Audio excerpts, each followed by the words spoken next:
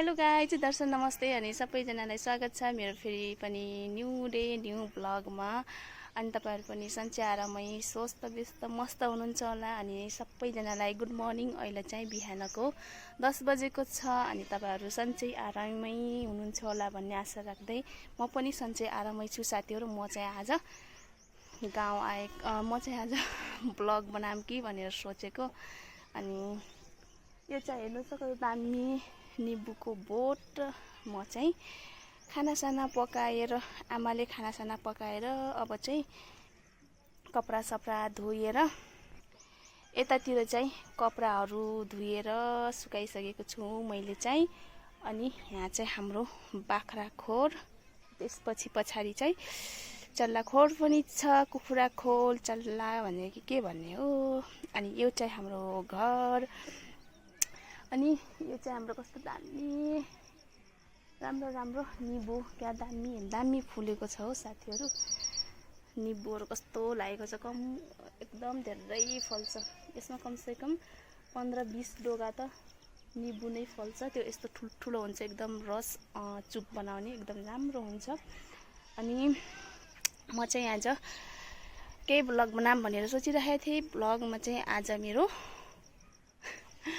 म चाहिँ गोलबेडा टिप्न जाँदैछु। एकदम एउटा बोर्ड छ, त्यो एउटा बोर्डमा चाहिँ यति धेरै गोलबेडाहरू फलेको छ कि म तपाईहरुलाई के भनौं, म देखाउन गइरहेको छु। अनि यहाँ चाहिँ हाम्रो त्यहाँ पारी के भन्छ आँपहरू अनि कटहरहरू एकदम धेरै फलेको छ। कटहरहरू चाहिँ यही नै हो साथीहरु। म चाहिँ हजुरलाई एउटा गाउँको अर्ग्यानिक ब्लगहरू देखाउन गइरहेको छु। हेर्नुस् त दामी फलेको छ यसमा। त्यहाँ चाहिँ कुखुरा खोर छ, बाख्राहरू चाहिँ गइसकेको छ। यहाँ चाहिँ आँपहरू फलिरहेको छ। आँपहरू ठुल्ठुलो हुन्छ यो आँप चाहिँ। अनि हेर्नु त यहाँ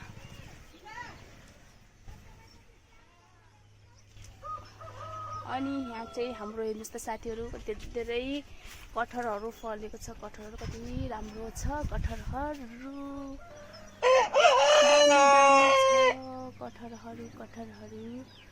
यो चाहिँ। अनि यहाँ पनि कस्तो राम्रो छ यो ठेलामा। यहाँ चाहिँ जुत्ता बाँधेको रहेछन्। अनि यहाँ चाहिँ कटहरहरू हेर्नुस् त। अनि यहाँ माथि पनि छ। अनि यसको माथि चाहिँ यो जग्गाहरू नाप्ने बेला चाहिँ यहाँ खै के गराउने बेला अनि काटेको रहेछ नि। यसको माथि पनि आएको छ। के दुपट्टा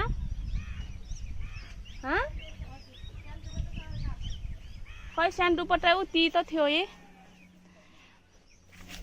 अनि म चाहिँ आज गोलबेडा टिप्न जाँदैछु बारीतिर। गाइज म चाहिँ यहाँ गोलबेडा टिप्न जाँदैछु। गोलबेडा यतातिर आँप। अनि यहाँ चाहिँ हेर्नुस् त, म ब्याक क्यामेराले देखाउँछु ल। दामी गोलबेडा एउटै बोट हो यो चाहिँ। एकदम दामी फलेको छ गोलबेडा। यतातिर चाहिँ छन्नीमा आमाले चाहिँ यतातिर गोलबेडा टिप्दै हुन्छ। एउटै हो न यो बोट? एउटै बोट हो। कस्तो फलेको छ हेर्नुस् त। यो पछि लगाएको प्याज त सानो रहेछन् हैन? गोलबेडाको बोट एउटा मात्र गोलबेडा छ। यसको भित्र कति धेरै फलेको छ के। यो त के अलिकति चलाउने त भाँचिने रहेछ हैन? यतापट्टि छन् के धेरै।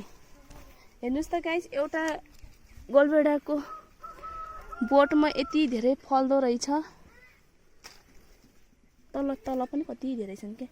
म चाहिँ यो गोलबेडालाई यो सुकाए अचार चटनी बनायो भने छिटो खराब हुन्छ भनेर अब टाराको चुहिने डर हुन्छ नि त कपडाहरूमा। त्यही भएर म चाहिँ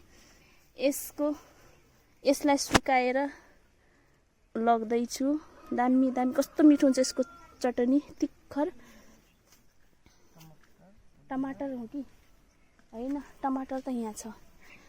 टमाटर अघि नै एक छन्नी टिपेको, अहिले फेरि भइहाल्छ। के हो यो खराब भएको?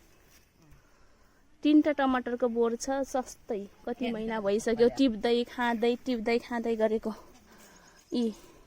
यता पाक्दैछ। अनि हाम्रो चाहिँ यहाँ आमाको घर पहाडबाट चाहिँ डल्ले खोर्सानीको बोट रहेछ गाइज। यहाँ चाहिँ डल्ले खोर्सानी कता गयो डल्ले? तिमीले भाटा टिपिसकेको हो न? भाटा टिपिसक्यो। यहाँ छ डल्ले खोर्सानी। डल्ले खोर्सानी कति यति मिठो बास्ना छ कि यो डल्ले खोर्सानीको मिठो बास्ना छ। म चाहिँ एउटा टिपेर खाना खाइहाल्नु पर्यो साथीहरू। यो चाहिँ डल्ले खोर्सानी। मकै पनि छ, मकै बारी दर्याम दर्याम यतातिर सर्याम सर्याम कतिवटा छ? एउटा दुईवटा तिन छन् त धेरै रहेछ। यो कस्तो यो तराईतिर क्या भइहाल्ने के। यहाँ तलतिर चाहिँ मकै बारीहरू छ गाइज। हामी चाहिँ अब खानासाना खाएर गाउँ काट्न जानेछौँ। म तपाईँहरूलाई उहाँ देखाउने छु। अनि यहाँ गोलभेडा चाहिँ सबै टिपिसकेपछि देखाउने छु है। यहाँ चाहिँ हेर्नुहोस् न गोलभेडा गोलभेडा गोलभेडा खाने हो गोलभेडा सबै टिपिया भइदियो कस्तो दामी हुन्थ्यो होइन। एकैचोटि टिपेर देखायो भइदियो कि अनि म चाहिँ खाना खाएर गाउँ काट्न जाँदैछु। यहाँ चाहिँ गइसकेको ब्लग म धेरै खान्न के थोरै खान्छु। तिम्रो जाऊ काट्दै गरे तिम्रो जाऊ के काट्दै गर्नु के चन्द्रामा आउँछौँ। चन्द्रा उठ्यो बसेछ नि त्यसलाई बाहना चाहिएको थियो होला मेरो। कस्तो दामी दामी गोलभेडा। म चाहिँ सबै टिपिसकेपछि देखाउँछु ल गाइज तपाईँहरूलाई। यतातिर आँपको बोट गाइज। हामीले चाहिँ गोलभेडा सोलभेडा टिपेर पनि हिन्दी बोल्न सकिसकेका छौँ। के को हिन्दी बोल्नु र नेपाली उसमा यति धेरै छ गोलभेडा। यो चाहिँ म सुकाएर कस्तो तातो घाम लागेको छ कि यसलाई चाहिँ सुकाएर घर लग्छु म। गोलभेडा के भन्छन्? गोलबिरा भन्छन्, गोलभेडा भन्छन्। टमाटरको कान्छो भाइ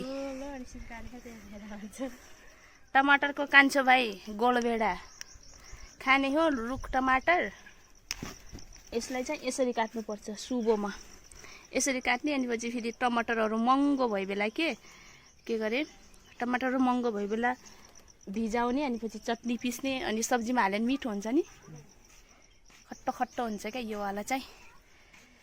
ल गाइज यति नै हो आजको मेरो ब्लग। तपाईँहरूलाई कस्तो लाग्यो? ब्लग राम्रो लाग्यो भने लाइक कमेन्ट सेयर गरिदिनुहोस्। अनि तपाईँहरू मेरो च्यानल नयाँ हुनुहुन्छ भने मेरो च्यानललाई सब्सक्राइब पनि गरिदिनु होला। फेरि भेटौँला नयाँ भिडियोको साथ। तबसम्म तपाईँहरू सबैजनालाई भिडियो हेरिदिनु भयो त्यसको लागि धेरै धेरै धन्यवाद। फेरि भेटौँला नयाँ भिडियोको साथ। Bye bye, see you next video.